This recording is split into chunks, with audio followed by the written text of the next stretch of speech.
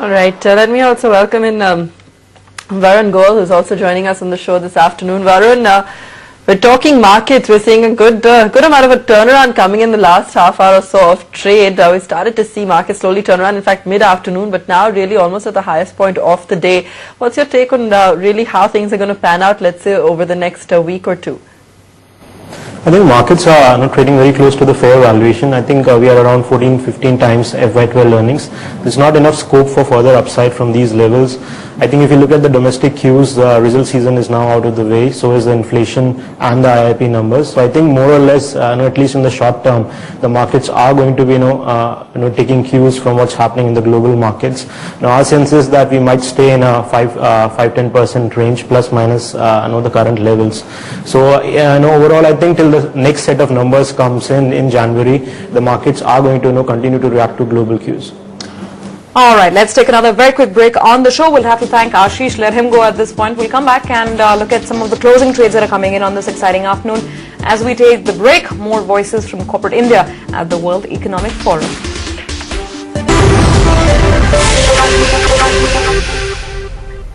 Welcome back. You're with us here on Countdown, and we're talking, of course, stocks about 10 minutes ahead of closing. Markets have spiked up, and we're well above 6100 on the Nifty. Let's bring up the Sensex for you also and take a look at how it's faring today. And we've got lots of stocks, of course, taking the Nifty higher. We've got a lot of those banking majors, Cipla, Mahindra & Mahindra is well in action today. Also a Wipro, a Steel Authority of India, and so forth. Talking about steel, Varun, let me just ask you what your take is when it comes to Jindal Steel in particular, because we, of course, had Naveen Jindal today saying that the power IPO is looking to come out, let's say, in about 6 months' time. They have been planning that IPO for some time now, so if they feel, I guess, markets are at the right valuations, in about 6 months we could finally see that going public. How are you looking at that stock? Well, I think if you look at the domestic steel demand, that continues to be quite robust. I think be it automobiles, be it infrastructure, be it consumer durables, you would expect the domestic steel demand to do quite well in the next 6 to 12 months. I think as far as the pricing is concerned, we also now would not expect any more pressure on the domestic steel prices. So I think the outlook for the steel business as such looks quite good. As far as the merchant power business is concerned, I think there has been a drastic reduction in realization of merchant power.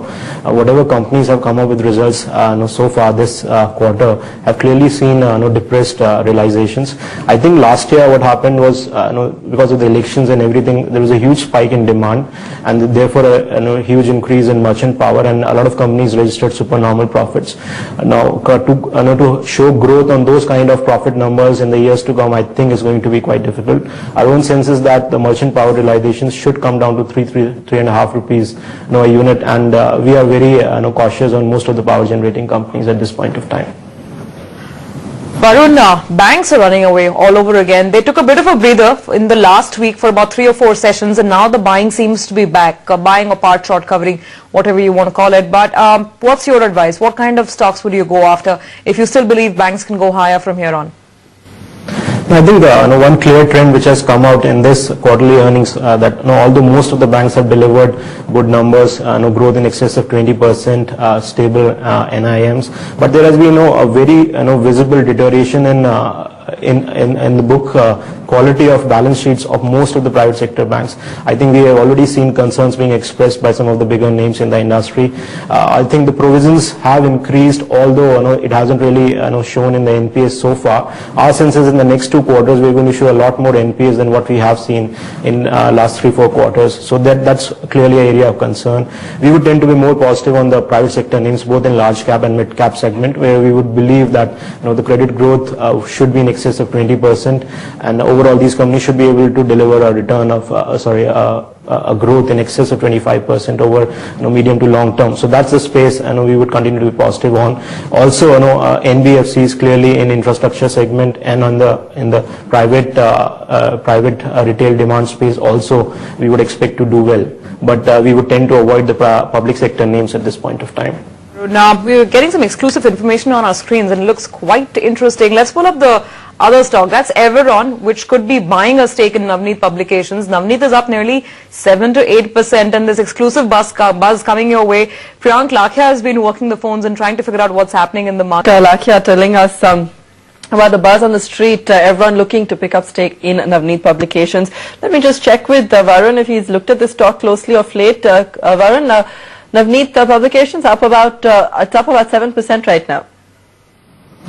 Well, no, I would have a slightly different view on this. I don't see a lot of synergies between the two companies, because one is essentially a publishing company and another is an out-and-out education solution provider. So my sense is that the kind of business models that most of these companies are working on is essentially providing e-learning modules in various schools and operate on a annuity kind of a basis, whereas Navneet is clearly an out-and-out publishing with some e-learning solutions which are basically sold on a retail format. So I find it I find it a little surprising as to where exactly the synergies would come about. And I think education as a space as a whole, of course, has a lot of growth potential. I think, but the lower hanging fruit has already been picked up by the leading companies in the space, and from now onward it's going to be a tough fight as far as the margins are concerned and as far as the growth is concerned. So I think one needs to be a little cautious on the space at this point of time. Talking about education, have you also looked at Educomp lately, Varun? Because that one took a thrashing post at numbers. Let's take a look at where it's at today. But does the same apply to Educomp as well? I think definitely, and as I was mentioning, probably the time of supernormal growth is getting over. Things are, it's getting very difficult to acquire new schools and new colleges for various e-learning platforms. I think a certain number of schools has already been achieved by the leading players in the space. There has been an increase in competitive intensity. There has been a change in the nature of the business in the sense that it has now become more capital intensive, with more of most of the companies now getting into developing schools and developing infrastructure, which is a very capital heavy model. So I think the overall attractiveness of the sector is definitely coming down, and I think one needs to be cautious about the space as a whole now. Okay, just a couple of minutes left to close. Let's also bring up some of the mid-caps in action. In fact, let's bring up the mid-cap index as well and see if that's also recovered in line with the headline indices as we've seen. We do have a specific, it has recovered slightly, maybe not as much, but it's still, it's up at least now by about 0.3% or so. Some stocks there, Wockhardt is up about 10 odd percent today. A Syndicate Bank, lots of mid-cap banks as well continuing to gain. So a Syndicate Bank, we've had a Dana Bank, for instance, Federal Bank also up about 6% or so. HMT, some of the other stocks that we're looking at this afternoon. But what's really happening in Wockhardt, if we just pull that one up again, that's just catching my eye up over 11% right now. That kind of movement, particularly in a pharma counter. Varun, what do you make of it? Well, I haven't really looked at the company, so I will not be able to comment. All right. What about your larger call on some of those pharma stocks, Varun? Particularly, let's say a Cipla or a Ranbaxy or a DRL. Results fairly disappointing all around. I think as far as the pharma space is concerned, there is a clear distinction between the kind of business model that various companies are having. I think there has been a very strong growth as far as the domestic formulation business are concerned. I think those companies which have a strong presence in India have done consistently shown very good numbers for the last 2-3 quarters. I think the overall US market, the whole business of generics and challenging patents there is getting very trickier, and again the low hanging fruits are now getting more difficult to get. So I think one needs to focus on the Indian formulations business, and also another segment which looks attractive is the contract research and manufacturing. So I think the companies which are levered to both these segments should continue to do well in the times to come.